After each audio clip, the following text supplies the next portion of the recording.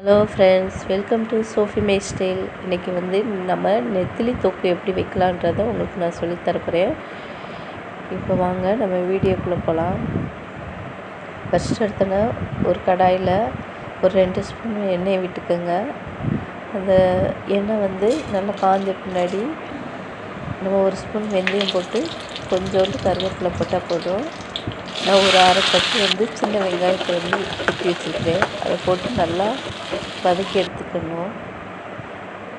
லைட்டாக வதங்கி வரும்போதே ஒரு 2 பச்சை மிளகா, 2 பல் பூண்டு, இதை எல்லாத்தையும் போட்டு நல்லா ப்ரௌன் கலரில் வர அளவுக்கு வதக்கிக்கோங்க. இப்போ நான் ஒரு 2 பெரிய தக்காளியை கட் பண்ணி வச்சுருக்கேன், அதையும் போட்டு வதக்கிக்கிறேன். இது நல்லா வதக்குறதுக்கு லைட்டாக கொஞ்சம் உப்பு ஃபஸ்ட்டே போட்டுக்கிறேன். கருவாட்டுக்கு உப்பு அதிகம் தேவையில்லை. இப்போ இதோட கொஞ்சம் கத்திரி வத்தை அதையும் சேர்த்துக்கிறேன். இந்த கத்திரி வத்தை போட்டோம்னா கொஞ்சம் டேஸ்ட்டாக இருக்கும் நெத்திலி கூட்டுக்கு. அதுக்காக தான். இதோட ஒரு அரை ஸ்பூன் மஞ்சள் தூள், 1 ஸ்பூன் மிளகாத்தூள், 2 ஸ்பூன் குழம்பு மிளகாத்தூள், குழம்பு பொடின்னு சொல்லுவாங்கள்ல, எல்லாம் கலந்த மாதிரி, அது எல்லாத்தையும் போட்டு எல்லா பக்கட்டும் கிளறி விட்டுட்டு கொஞ்சோண்டு புளி நல்லா கட்டியாக கரைச்சி வச்சுருக்கிறேன். ரொம்ப தண்ணியாக கரைக்கக்கூடாது, கொஞ்சம் கட்டியாக கரைச்சி ஊற்றி இதை எல்லாத்தையும் நல்லா வதக்கணுன்னு நம்ம தேவைக்கேற்ப புளியை கரைச்சி அதில் ஊற்றிக்கலாம்.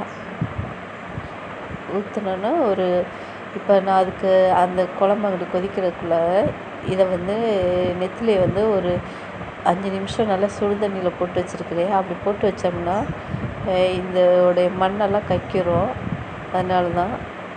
இப்போ குழம்பு 2 நிமிஷம் கொதித்து வந்த பின்னாடி ஏற்கனவே நான் க்ளீன் பண்ணி வச்சுருக்கிறேன் இந்த நெத்திலி கருவாடையை இதில் போட்டு சேர்த்து நல்லா எல்லா பக்கட்டும் கிளறிட்டு ஒரு 2 நிமிஷம் இதை அப்படியே மூடி வச்சிடலாம்.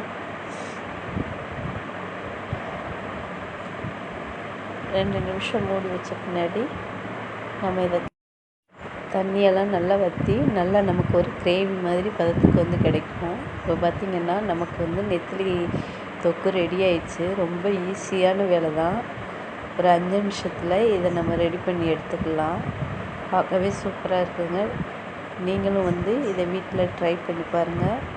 இந்த வீடியோ உங்களுக்கு பிடிச்சிருந்துச்சின்னா மறக்காமல் லைக் பண்ணுங்கள், ஷேர் பண்ணுங்கள். சோஃபி மை ஸ்டைலுக்கு சப்ஸ்கிரைப் பண்ணிடுங்க. தேங்க்யூ.